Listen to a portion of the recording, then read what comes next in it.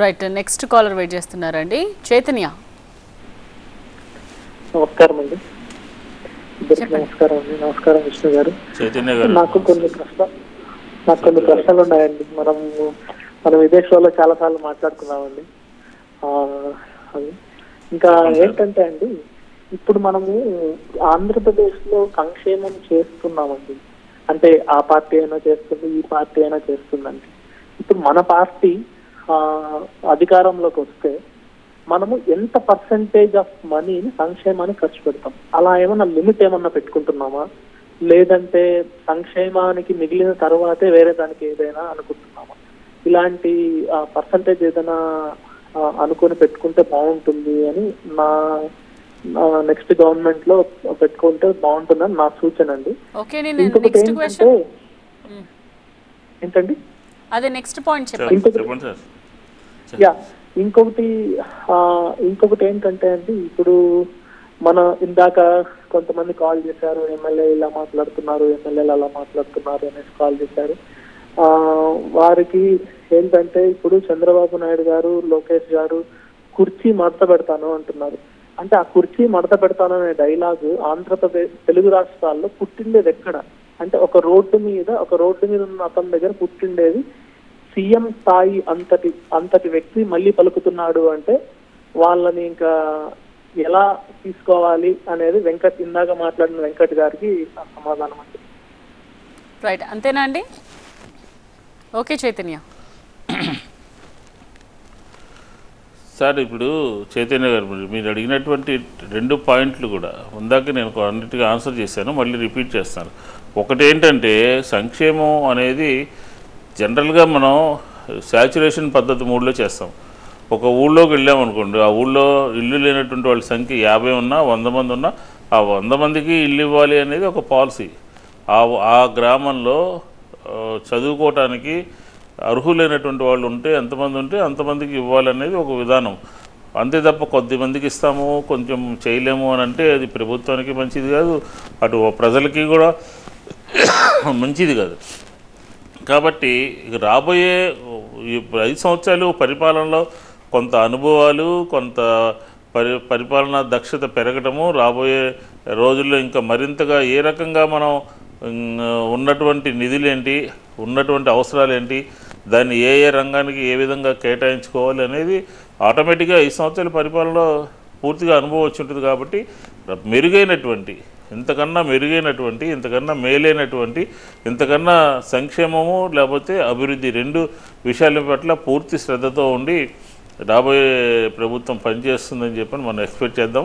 ప్రభుత్వం ఎప్పుడు కూడా పూర్ పీపుల్కి, మధ్యతరగతి వర్గాల వారికి ఉన్నప్పటికీ కూడా అన్ని రంగాల్లో ఉన్నటువంటి వారి యొక్క సజెషన్స్ కూడా తీసుకుని అన్ని రంగాల్లో ఉన్నటువంటి వాళ్ళకి కూడా ఏ రకమైనటువంటి ప్రభుత్వం అందుబాటులో ఉండాలో, ఒక ఫ్లెక్సిబుల్గా ఉండాలో ఆ రకంగా ఉండటానికి రాబోయే 5 సంవత్సరాలు కూడా ఒక మంచి ప్రభుత్వం ఏర్పడిన తర్వాత పనిచేయడానికి ఆలోచన చేద్దామని చెప్పని ఈ సందర్భంగా చెప్తా ఉన్నాం. అలాగే భాష గురించి మాట్లాడారు, కుర్చీ గురించి మాట్లాడారు. అది ఇప్పుడు ఏంటంటే ఈ సమాజంలో చూసేటటువంటి వాళ్ళు కూడా 2 వర్గాలుగా తయారైపోయారు. మనం ఒకటంటే మీరు అట్లా చేశారు, మీరు ఇట్లా చేశారు, మీరు అలా అన్నారు, ఇలా అన్నారని మన మీద దాడి చేసేటటువంటి వాళ్ళ పరిస్థితి అయిపోయింది తప్ప ఒక ముఖ్యమంత్రిని పట్టుకుని మాట్లాడేటటువంటి భాష, మాట్లాడేటటువంటి మాటలు, లేకపోతే చేయాల్సినటువంటి చేష్టలు ఇలాగా వాళ్ళే చేసి వాళ్ళే మన గురించి మాట్లాడుతూ వాళ్ళే దుష్ప్రచారం చేస్తున్నారు అనమాట. దుష్ప్రచారం ఎలా కూడా 4 రకాలుగా చేస్తున్నారు. ఒకటి సభల్లో ఇష్టం వచ్చినట్టు మాట్లాడుతున్నారు, పత్రికల్లో యునానిమస్గా ఏకపక్షంగా జగన్ గారి క్యారెక్టర్ అసాసినేషన్ చేస్తున్నారు, అలాగే వాయిస్ మెసేజ్లన్నీ సెల్ ఫోన్లకి మెసేజ్లు పంపడం అని అంటే రకరకాలుగా చేస్తున్నారు అనమాట. అది మామూలుగా లేదు. కాబట్టి ఖచ్చితంగా అన్నింటినీ ఎదుర్కొని ప్రజల అభిమానంతో రాబోయే ప్రభుత్వం ఏర్పడుతుందని చెప్పని చెప్తాను. వాళ్ళే చేసి వాళ్ళే తిట్టేటటువంటి పరిస్థితి ఈరోజు ఆంధ్రప్రదేశ్లో కనపడుతూ ఉంది. విష్ణు గారు, తెలంగాణలో కాంగ్రెస్ పార్టీ ఇచ్చిన 5 గ్యారంటీ హామీలు, ముఖ్యంగా మహిళలకు బస్సు ప్రయాణం, ఇలాంటివన్నీ కూడా ఇక్కడ ప్రభావితం చూపాయి, గెలుపులో కీలక పాత్ర పోషించాయి. సో ఈసారి TDP same to same almost అవే పథకాలను మేనిఫెస్టోలో ప్రకటించింది. మరి ఇక్కడ ఈ ఎన్నికల్లో అవి ఏ మేరకు ప్రభావం చూపించే అవకాశం ఉందంటారు? మీరు బహుశా జగన్మోహన్ రెడ్డి గారి స్పీచ్ ఫాలో అయి ఉంటారని నేను అనుకుంటా ఉన్నాను.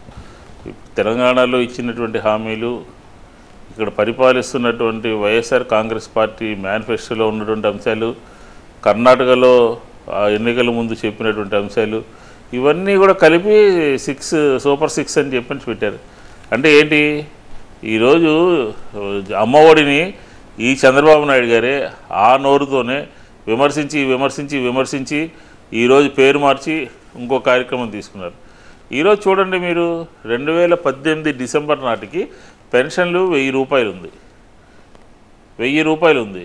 కానీ ఈరోజు ఏం చెప్తా ఉన్నారు చంద్రబాబు నాయుడు గారు, 4000 ఇస్తాను, 6000 ఇస్తాను అని చెప్తా ఉన్నారు. అలాగే ఇప్పుడు వాలంటీర్ల వ్యవస్థ గురించి ఎన్ని మాటలు మాట్లాడారు, ఎన్ని రకాలుగా తిట్టారు. ఈరోజు వాలంటీర్లకి 5000 కాదు 10,000 ఇస్తాను అంటే వ్యతిరేకత, ఆ పార్టీ పాలసీ ప్రజలకు అనుకూలంగా లేదని, ప్రజలు వ్యతిరేకంగా ఉన్నారని, జగన్మోహన్ రెడ్డి గారికి అనుకూలంగా ఉన్నారని తెలుసుకున్న తర్వాత ఎక్కడ ఏమి కావాలంటే, ఎట్లా చేయాలంటే అలా చేసేస్తాం, ఇలా చేసేస్తాం అని చెప్పని మాటలు మార్చుకుని కాపీలు కొట్టి మేనిఫెస్టోలు తయారు చేసి జగన్మోహన్ రెడ్డి గారి కన్నా ఎక్కువ ఇస్తాము, మాకు అధికారం ఇవ్వండి అనే పరిస్థితికి ఈరోజు వచ్చేసారు. కాబట్టి ఖచ్చితంగా నేనైతే జగన్మోహన్ రెడ్డి గారి విధానం పేద ప్రజల గురించి, విద్య గురించి, వైద్యం గురించి, పారిశ్రామిక రంగం గురించి ఆయన తీసుకున్నటువంటి విధానం కరెక్ట్గా ఉంది. దాన్ని కాపీ కొట్టి మళ్ళీ అధికారంలో రావాలని చూస్తున్నారు. జగన్ గారి కన్నా ఎక్కువ ఇస్తాం, మాకు ఓటేయండి అంటున్నారు. పథకాలు ఏమి ఆగమంటున్నారు, వాలంటీర్లు ఉద్యోగం ఉంచుతానంటున్నారు. అంటే ఇవన్నీ మేము చేస్తే మీరు వచ్చి మీ అవసరం ఏముంది, మేము చేసే పనులు మళ్ళీ మీరే చేస్తామని చెప్పడం దీనికి. మీరు 14 నుంచి 19 వరకు ఉన్నప్పుడు వాలంటీర్ల వ్యవస్థ తీసుకొచ్చారా? 14 నుంచి 19 వరకు ఉన్నప్పుడు పెన్షన్ 3000 రూపాయలు చేశారా? 2200, 2500, 750, 3000 చేశారా? ఈరోజు అధికారం కోసం పెన్షన్ పెంచుతూ ఉన్నారు, అధికారం కోసం అమ్మఒడి పేరు మార్చిస్తూ ఉన్నారు, అధికారం కోసం వాలంటీర్లను మాట్లాడుతూ ఉన్నారు. కాబట్టి మీ మాట విశ్వసించట్లేదు ప్రజలెవరు కూడా, మీ మాటల్ని పట్టించుకోవట్లేదు ప్రజలెవరు కూడా అని చెప్పి స్పష్టంగా అర్థమైపోయింది. బట్ ఓడిపోతామనే భయంతోనే అభ్యర్థులను మార్చారు అంటూ విమర్శలు వస్తూ ఉన్నాయి. సో దీనికి మీ సమాధానం? అధ్యక్షుల వారికి ఏ అభ్యర్థిని పెట్టాలో, ఏ క్యాండిడేట్ని పెట్టుకోవాలో, లేదంటే క్యాబినెట్లో ఎవరిని మంత్రిగా చేసుకోవాలో ఇవన్నీ పూర్తి స్వేచ్ఛ ఉంటుంది. కాబట్టి ఎవరైనా ఏం ఆలోచిస్తారు, ఖచ్చితంగా రేపు గవర్నమెంట్లోకి రావాలి అని అనుకుంటారు. ఈ సందర్భంలో కొన్ని మార్పులు చేర్పులు చేసుకుంటారు.